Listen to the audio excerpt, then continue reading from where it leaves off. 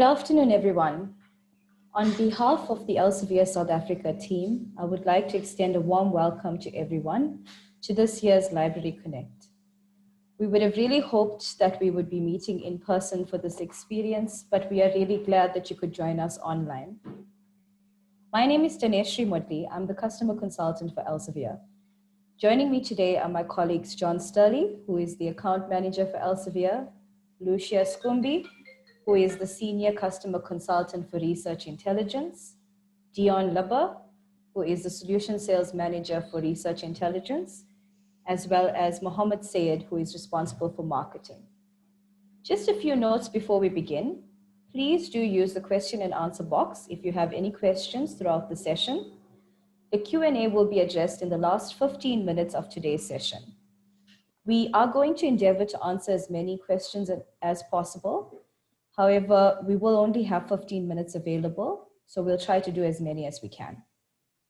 We will be having 3 sessions today with a 15-minute interval between sessions. You will be using the same Zoom link for the entire day, so you can decide whether you'd like to remain logged on and take your breaks, or you could disconnect and reconnect using the same link. The recording of today's presentation, as well as the presentation slides, will be available on the platform which you used to register for today's sessions.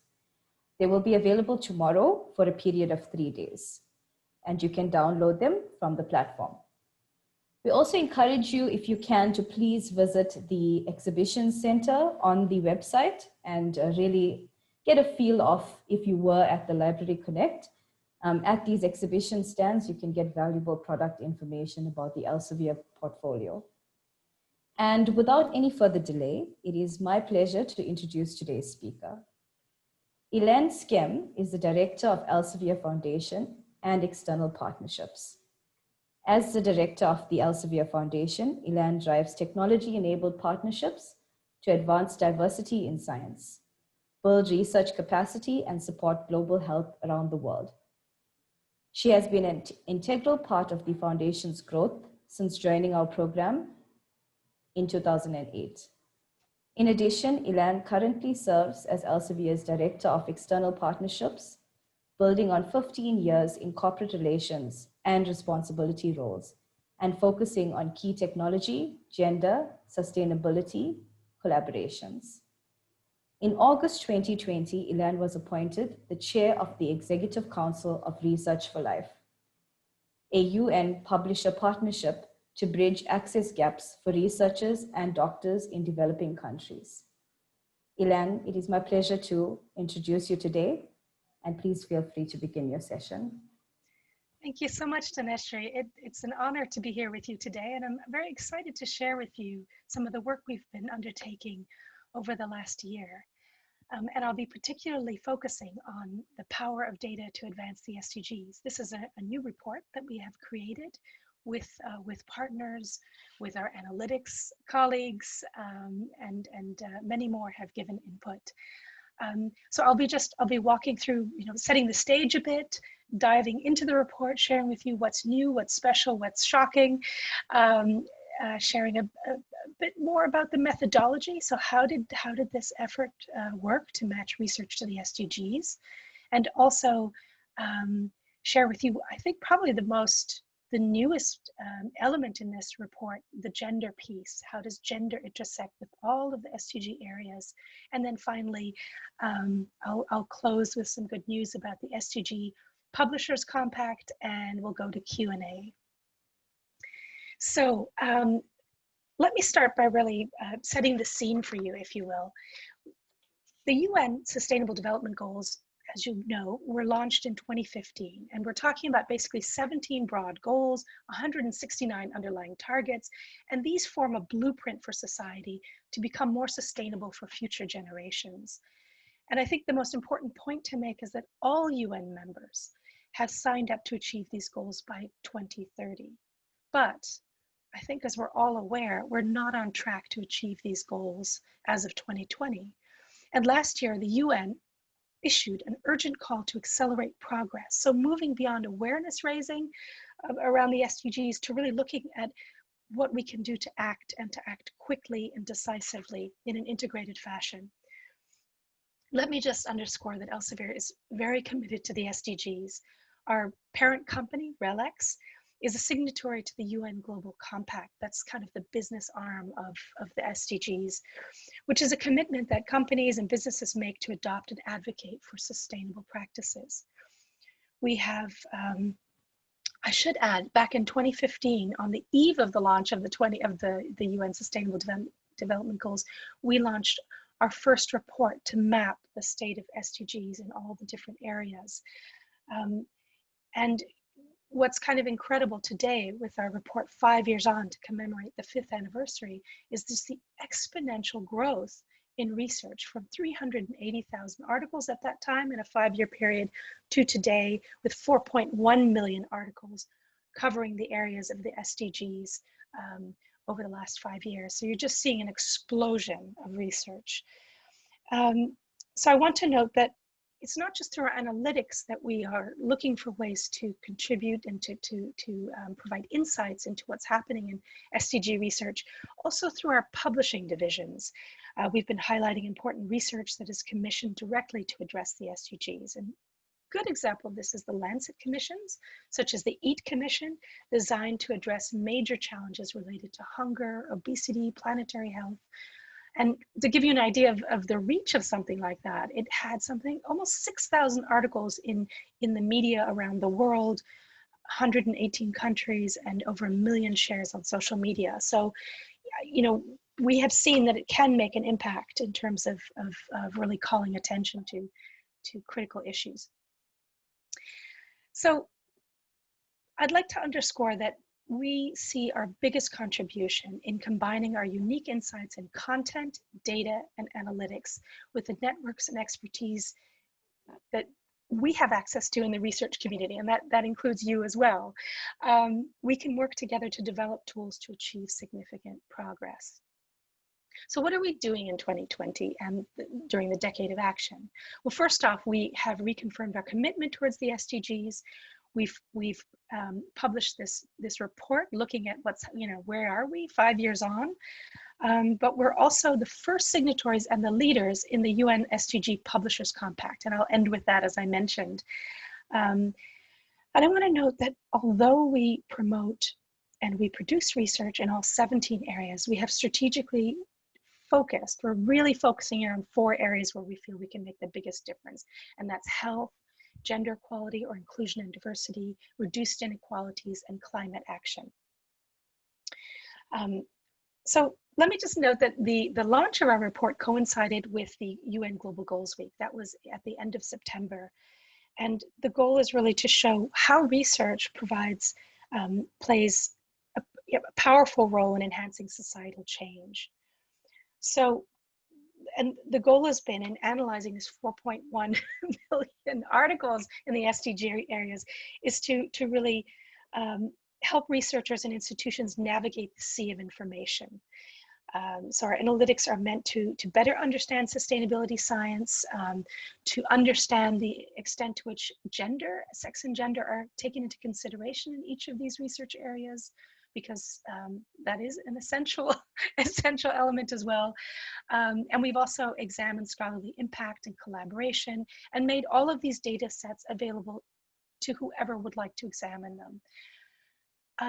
The research trends presented in this report raise real questions that warrant further explanation. So this really holds true around SDG areas which are lagging behind in article output, collaboration, and impact. So let me just leave you with these words from our CEO, Kumsal Bayazit.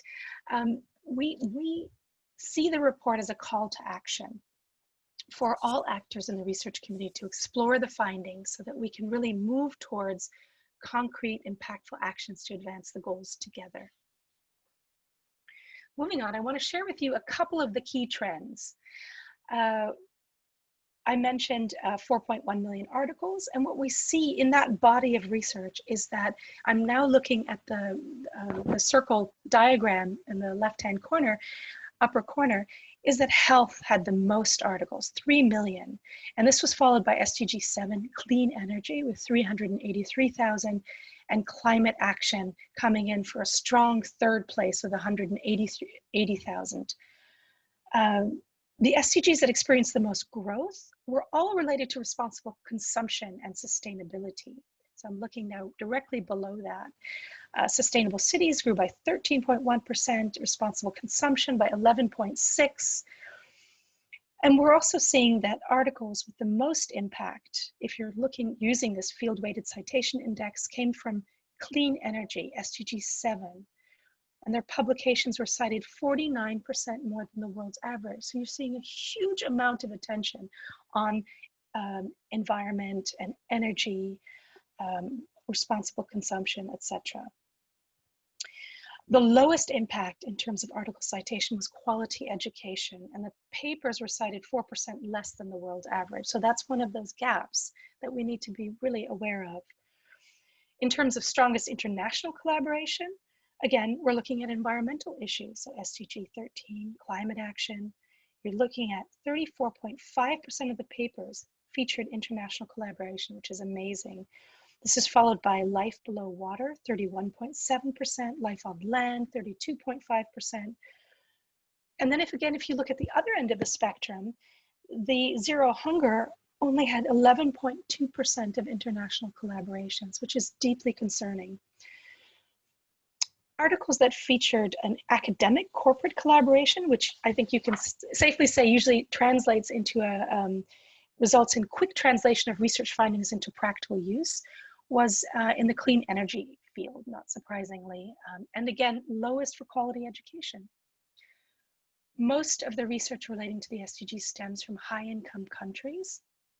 So in the top 10, they're all high-income countries, but also then China and India are in that top 10. And unfortunately, there's a very low percentage across all 16 SDG goals from low-income countries, which is a real point for concern in terms of capacity building and building more inclusive research systems. Certainly something that's very much on my mind as the director of the Elsevier Foundation and the chair of Research for Life's executive committee. It's critical that we're more inclusive. So not surprisingly also, the SDGs most research are those with strongest relevance for industrialized countries. And the ones that seek to reduce the burden for the poorest have the least publication activity. Again, that big imbalance. So I hope that gives you a bit of a glimpse into what we're seeing through all of these analyses. And I want to highlight to you that we have created 16, remember there's 17 goals, but we've mapped out 16 of these and created easily digestible infographics on what's happening in each area of research over the last 5 years. And I think it's important to note that the partnerships goal, that's 17, it just didn't have a significant enough body of research to do any real analysis at this point. So the kind of things that we're mapping out here are total publications and growth, impact, collaborations. And so I really invite you to take a look in the report, which you will have received from my colleague Mohammed. You can also find them in our RELX SDG Resource Center. You'll find each of them as a standalone downloadable infographic if you want to use it and to highlight what's happening in these areas of research. I think I'd also like to note that this unique methodology, it was really implemented together with the science community. And it's used in the Times Higher Education Impact Rankings as well. So you're also seeing a way of helping universities really show where they are really standouts. And so I think that's also extremely valuable. I want to highlight also that we worked with some of our nonprofit partners. 3 of the 4 of these colleagues that you see, or experts that you featured here, I think of them as colleagues, I work with them closely, are from our partners in the Elsevier Foundation. And you see, starting from the left, Dr. Gitinji Katahi, he's the global CEO of AMREF Health Africa. Then underneath him directly, you see Dr. Elizabeth Politzer, director of Portia and the founder of the Gender Summits. Dr. Geraldine Richmond is on the upper right hand, and she's the presidential chair in science and professor of chemistry at the University of Oregon, and has her own nonprofit called Coach, which works to really develop capacity and leadership skills with women scientists from developing countries. And last but not least, Dr. Lewis Collins, editor-in-chief of One Earth, a Cell Press publication. And really, these interviews with them around the SDGs as a whole, they highlighted 3 points: the need to focus on synergies between SDGs and to take a holistic approach that involves genders, nationalities, disciplines, and to give each SDG the attention it needs to reach the 2030 goals. 2, to close the gap between science, policy, and society. According to the UN, the world isn't on track and to reach the targets currently, and this points to the need for increased cooperation between science, policy, and society to ensure that the research results are translated into concrete action. And finally, their input really highlights the need for leadership. The overall body of research related to the SDGs continues to grow exponentially, as we've seen, and while this is extremely positive, these interviews really uncover the need for strong, effective leadership to champion the goals. And finally, I want to kind of highlight the SDG 17 section and invite you to take a look.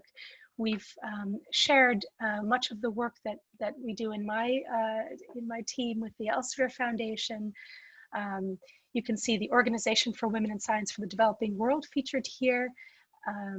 5 winners, they're holding aloft their awards. They received these in February when the world was still a different place, at the American Association for the Advancement of Science annual meeting, and they're being celebrated as early career researchers for the groundbreaking work that they are doing in science.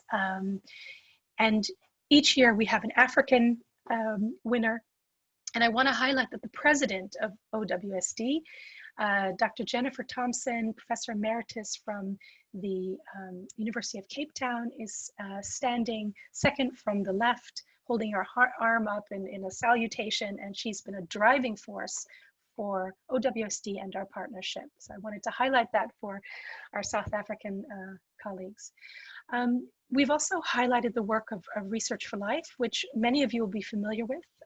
They do incredible work to bridge the digital divide to ensure that research reaches the hands of researchers, doctors, policymakers in the least developed countries. Now, unfortunately, South Africa is not part of that, but fortunately, South Africa is also a publisher, has many publishers included in Research for Life, and is a critical capacity building partner for the Global South, for Africa, Sub-Saharan Africa. I would like to note that Elsevier is one of the founding publishers, almost 20 years ago, one of 6 founding publishers, and a quarter of the content in Research for Life is from us, and it's something that we have really strong support from our most senior leadership. And I'm really proud to work with incredible colleagues from across the publishing community, librarians, as well as our UN partners to really drive this forward. So we're hoping to hold the 20th anniversary General Partners meeting in South Africa next summer. So with the International ICML conference, the International Medical Health Librarian Conference. I'm getting the acronym a little wrong, but we're hoping to kind of partner with them and to hold it there to do some celebrating. So I just wanted to highlight that. We also have a dedicated librarian page on Research for Life for those of you who do capacity building work. We have an advocacy toolkit for librarians and also a whole train the trainer section. The foundation, Elsevier Foundation, also gives grants to librarians who want to take part in training librarians in Research for Life eligible countries. So that may also be of interest to you. At the moment, of course, it's more virtual than in person, but when the world goes back to normal, then it will be possible for librarians again to take up these grants and go and train in person in different countries. So moving along, I just really quickly wanted to highlight that in the foundation, we have 6 different partnerships that are completely focused on Africa, or like with OWSD, we always have an prominent African winner. We work very closely with AMREF, Jibu. They have a continuing education nursing app, most recently helping them with their community health worker learning platform. in Ethiopia to help them use that for COVID. It's very active in Kenya, and now helping them with LEAP to roll it out in Ethiopia. We support Doctors Without Borders Research Center, Epicentre in Niger, so that it will be an African-driven research team doing research that is relevant for that region. We also have a Research Without Borders program where we have had many colleagues, 40 or so over the last couple of years, who've spent from 1 to 4 weeks working with African health journals to help boost the impact of their journals, work with them on how to run editorial boards most efficiently, how to attract higher quality research, and much more. So lots of capacity building.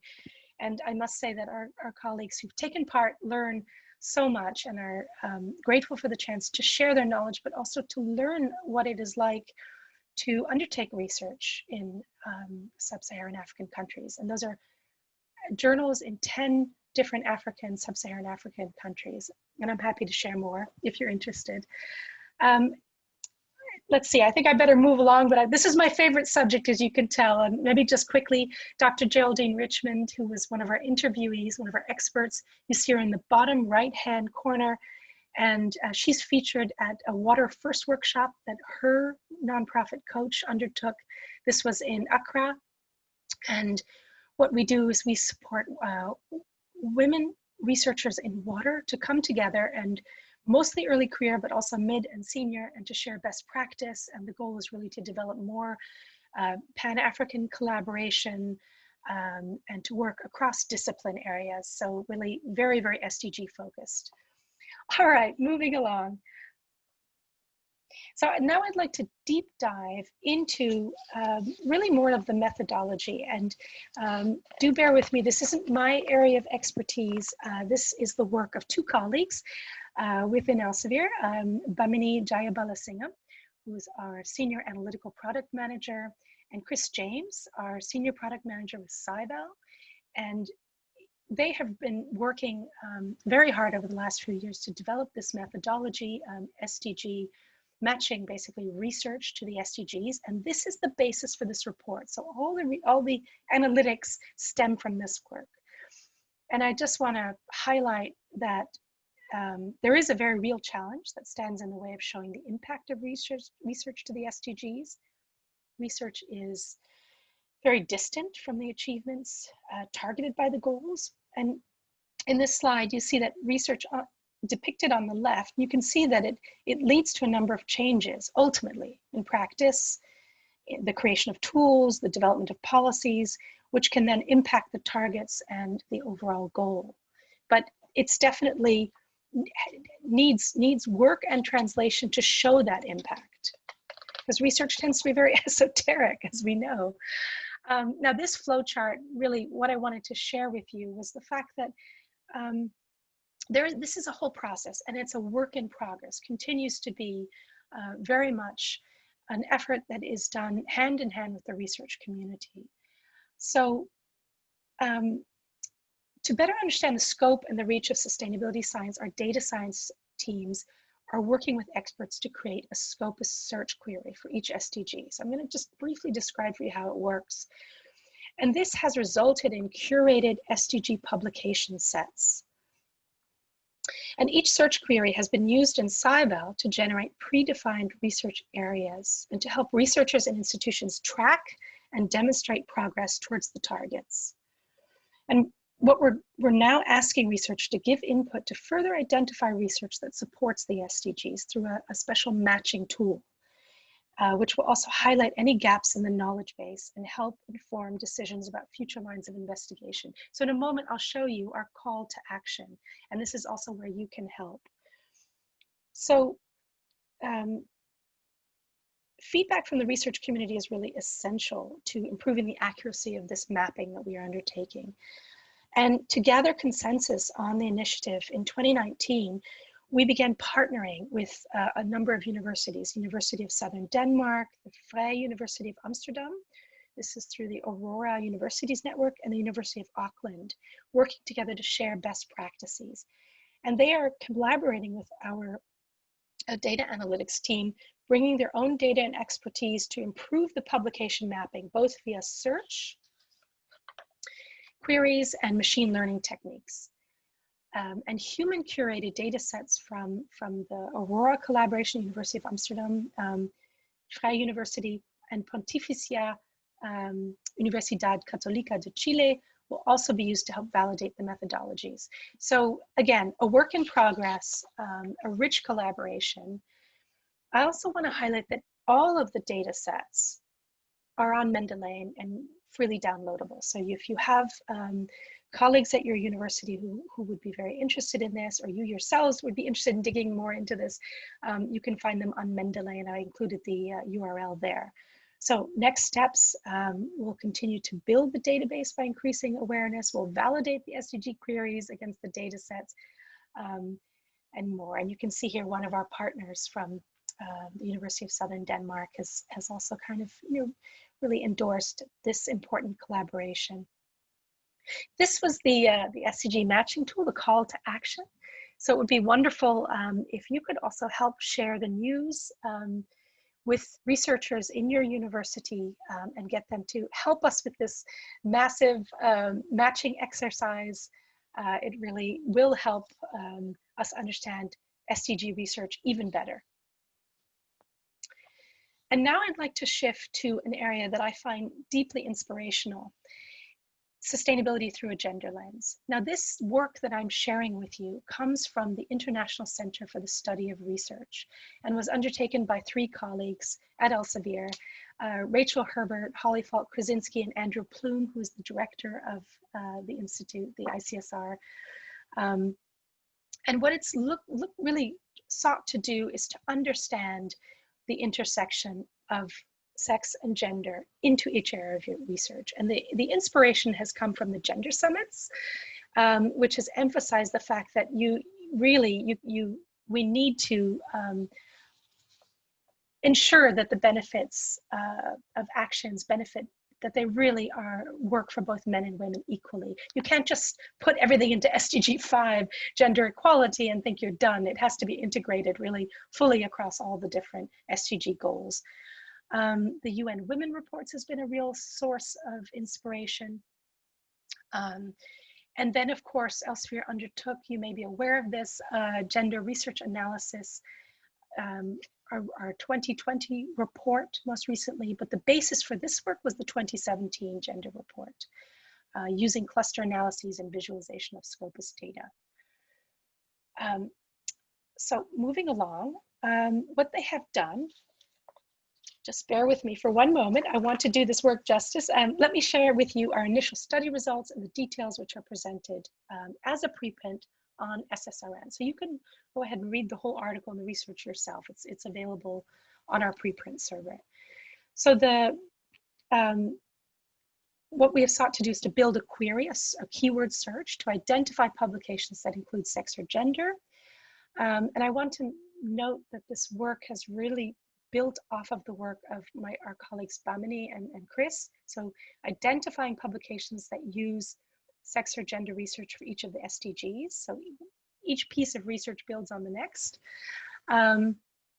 They've used our curated SDG publication sets from Scopus. And within each of the 16 SDGs, they have highlighted the research relevant to the targets and indicators where they do, or sex and gender do or don't factor. And now I'm going to get to the fun part. Almost the fun part, the part that's really visual and beautiful, but this I think is a really critical slide, because what you see here is the total,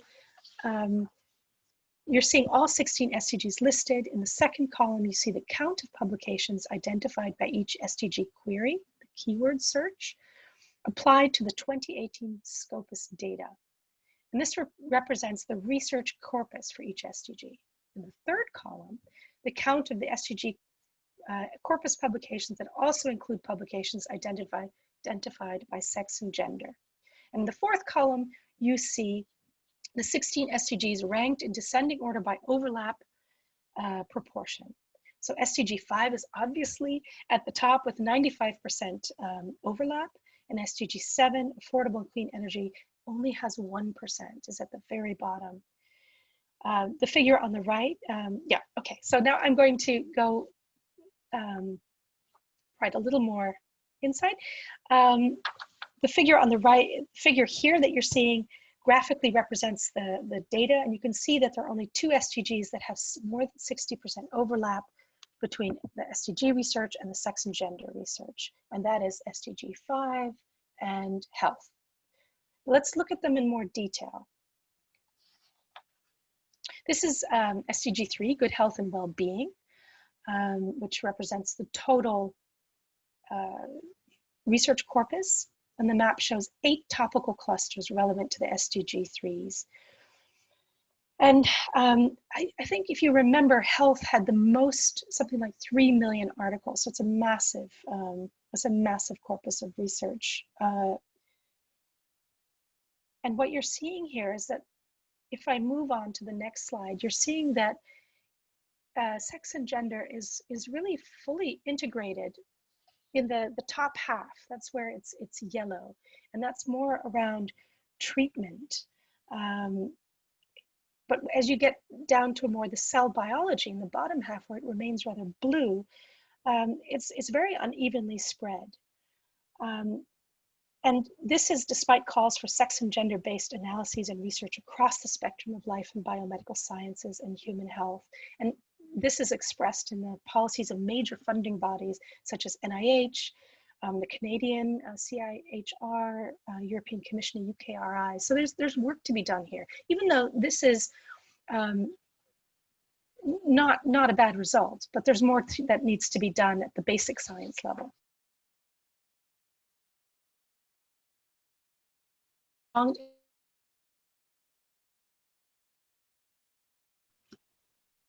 With 3 in practice of teaching, research relevant to this field is represented in this map by 2 distinct topical clusters. The red cluster represents terms relating to teaching and teacher training, higher education, education policy. On the right, the green cluster includes topics dealing with educational settings from early age through to high school. So let's look at what happens with gender. You're seeing here that SDG 4, sex and gender overlay, you're seeing that the delivery of education, it's on the right side in yellow, but almost absent from the part of the map which deals with higher education, teacher training, and education policy research. And I think the numbers really speak for themselves. You're seeing that there's only a 26% intersection here. Moving on to climate action. You're seeing 4 major topical clusters. The blue cluster in the bottom left is focused on atmospheric, terrestrial, and ocean climate monitoring and modeling, closely linked to the yellow cluster with a focus on paleoclimate and historic sea level changes. The green cluster covers climate change effects, adaptation in the biosphere, and the red cluster relates to energy production and use in climate governance and policy. Okay, ready? What happens? What you see here, you see by the way of the very large number of purple nodes that climate action research has a very low coverage of sex and gender topical research. It's an overlap of only 4%, and this is a stark contrast with SDG 5 and SDG 3 and even SDG 4, the quality education. Interestingly, evidence is building that women and men experience climate change effects differently, partly as a result of the intersection between gender, poverty, and political engagement that results in gender inequalities. Global negotiations have increasingly reflected the growing understanding of gender considerations into climate decision-makings over the last 8 years.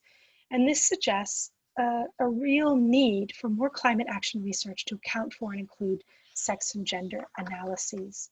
Let me turn now to conclusions. Having evaluated all 16 SDGs using the same approach, we draw the following conclusions. The extent to which sex and gender research factors into SDG research output varies both within individual SDGs and across the SDGs. As I mentioned, gender equality and health are the only ones with more than 60% sex and gender factored into it.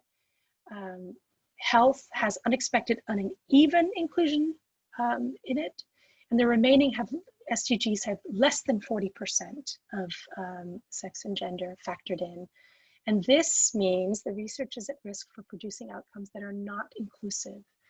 And I think we should see this research really as a landmark. It's a benchmark. It's the first time that this has been done, really developing a methodology, building off of the SDG matching work that we have done, and then to add a whole gender methodology and to create this benchmark. So we need to really stay on top of this. We need to keep looking at if the situation is improving and finding ways really to equip decision makers to support interventions to do more integrations. This is also a point for funders and what they're requiring in their research grants, but also for publishers in the what in our editorial guidelines. There needs to be more guidance. So this methodology can be employed to measure and compare ongoing progress of sex and gender-based analyses across all the SDGs. So for me, in the report, I would say this is probably the most impactful and new piece. So I hope very much we can use it to make a difference going forward. You can find out lots more about this work. Again, the SSNRN preprint is available. You can also check out our most recent gender report. ICSR, the International Center for the Study of Research, I like to think of them as Elsevier's think tank. They have been doing incredible work, not just in this area, but also most recently a white paper on how do you make the transition to open access more equitable for developing countries, and using Research for Life as a study case. So I wanted to mention that. You see the team here? I mention them again, all amazing colleagues doing really good work. Finally, I would like to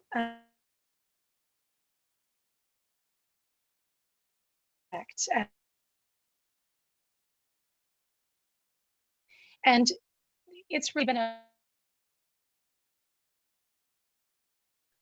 proud after the book fair, and it's a real an opportunity for all actors in the publishing industry to sign a commitment, act as champions of the SDGs. And our goal is really to accelerate progress, to get organized, if you will, and agree on some common principles. So there are 10 kind of guiding points that the publishers are signing up to. One of them is really committing to the SDGs. Another one is actively promoting and acquiring content that advocates for themes represented by the SDGs, such as equality, sustainability, justice, and safeguarding the environment. Also, annually reporting on progress towards achieving the SDGs. Also nominating a person who will promote the SDG progress, raising awareness and promoting the SDGs among staff, as well as among suppliers, which is also extremely important. Becoming an advocate to customers and stakeholders by promoting and actively communicating around the SDG agenda through marketing, websites, promotions, you name it. And collaborating across cities, countries, and continents with other signatories and organizations to develop, localize, and scale projects that will advance progress on the SDGs. I'm almost there, but the 9th, I also want to mention, and the 10th, dedicating budget and other resources towards accelerating the progress. So, put your money where your mouth is. Really walk the walk, don't just talk the talk. And finally, taking action on at least one SDG goal. So these are, I think it's a positive step in the right direction, but of course, we'll really have to work together to make sure that, that a real action is undertaken. And finally, you can find out, you can download, share a report on any of these sites. We've created a sustainability science hub where we have really all the work we've done in the last 5 years around sustainability science are available there. You can find links to the Mendeley data, relevant articles, you name it. It's kind of a one-stop shop for everything to do with SDG, mapping SDG research, if you will, beyond the report. If you want to know more about what we're doing across the board, then I would definitely suggest to visit our corporate responsibility and sustainability site and find out, if you click on each of those SDG icons, you can find out what we're doing in each area. And our colleagues at RELX also have a whole SDG Resource Center, which is contributed to by many external partners, as well as all of our divisions. And you can also get all of the infographics downloadable one by one. And I probably should have added the foundation. That's elsevierfoundation.org, because this is also a place where we are closely aligned to the SDGs and really undertake a lot of our partnerships and projects. And that is really it. So I would very much welcome questions from all of you, and I hope that you found this interesting and also a little bit inspiring. I certainly found it inspiring myself working on this these subjects over the years. So thank you. Thank you so much, Ilan, for that presentation. Really, really important topic. I haven't seen any Q&A come through, so I'd like to encourage the participants to submit any questions that you may have, or if you'd like to give a comment to the presenter, you can please indicate to us that you'd like to say something and raise your hand so that we can unmute you. If you'd like to speak or give any feedback or comments. Okay, let's give it a minute to see if any questions come through. And I just need to remind you also that the next session is at 2:15, and that is digital transformation from a physical library. So we hope that you will join that session as well. If I can maybe just make a comment, that I think what was really important for Elsevier about undertaking this report is the examination that you do, that one does, that you do together to really understand where can we make the biggest difference. And I think that's really the decade of action, the call to action that the UN is making is, you know, don't just raise awareness around it, but think very carefully about where you can make a real difference, where you can mobilize. And I mentioned those 4 SDG areas that we focused on. We felt this is where we could really put our content, data, analytics, and our networks in play. So. Okay, thank you, Ilan. I have also enabled the chat. So if you'd like to put a comment in the chat box, you can use that now.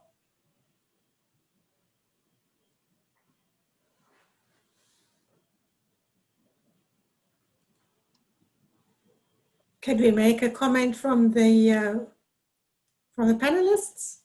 Sure, Lucia. Please feel free. Okay, right.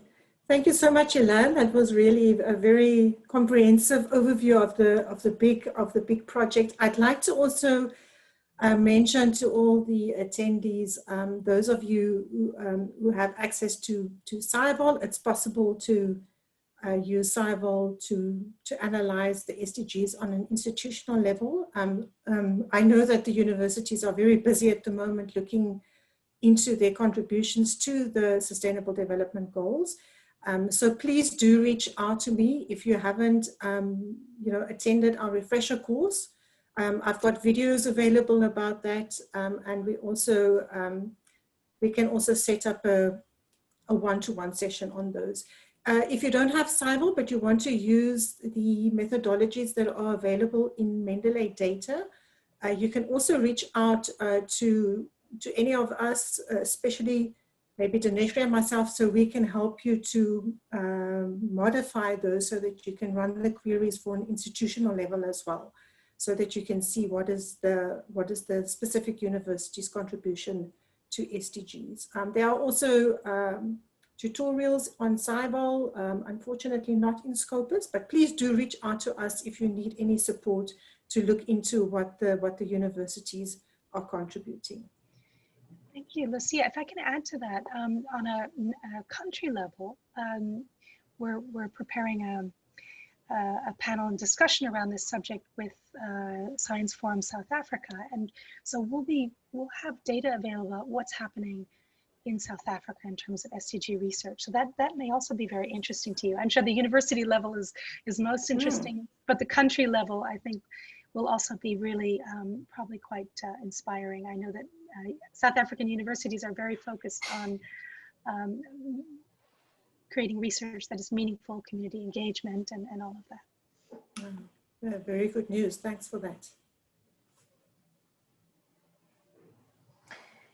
Yes, thanks, Lucia, for the comments. Definitely, we do receive these questions from our customers in South Africa. And Ilan, thank you so much for covering this topic so well.